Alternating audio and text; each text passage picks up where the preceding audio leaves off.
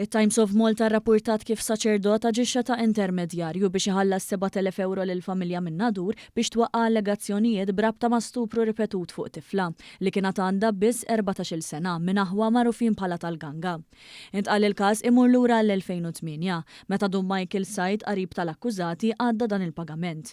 Il-ġenituri tal-minorenni xedu li huma kienu aċċettaw il-ħlas iżda aktar tard iddispjaċihom. Is-somma kienet ingħaddit lilhom nhar il-15 ta' Settembru ta' dik is-sena.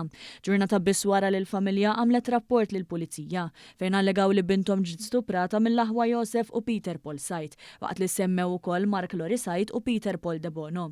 Il-qorti tal-appell ikkonfermat li l-erba' akkużati ma kinux ħatja. Dan kif il-liġi ta' dak iż-żmien kienet tippermetti prosekuzzjoni biss f'ċirkostanzi limitati, fosthom meta l-każ iseħħ f'post pubbliku, filwaqt li f'dan il-każ l-allegati fatti seħħew f'postijiet privati. Minn barra hekk l-irtirar tal-kwerela mill-vittma kien ifisser li l-prosekuzzjoni ma setax tkompli skont il-liġi ta' dak iż-żmien. Il-vittma aktar tard ċedet li kienet irċivit ukoll 120,000 euro bħala parti minn ftehim ċivili. Sa dan it-tant tentattivi tat-Times għal kumment minn għandu Michael Said ma taw l-ebda risposta, filwaqt li l-Kummissjoni tas-Safeguarding tal-Knisja Fawdex ukoll baqgħet ma wiġbitx għal mistoqsijiet mibgħutin.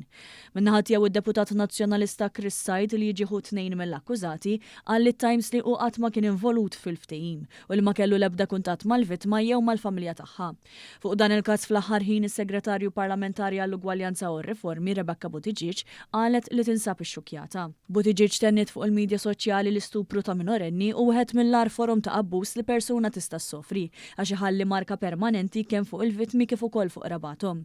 Itenniet li daqstant ieħor huma ħżin għal manuvri biex reati simili jinħbew u jkun ħażin jekk dawn jitħallew jinkinsu taħt it-tapit u min jippermetti dan għandhom jinżammu responsabbli.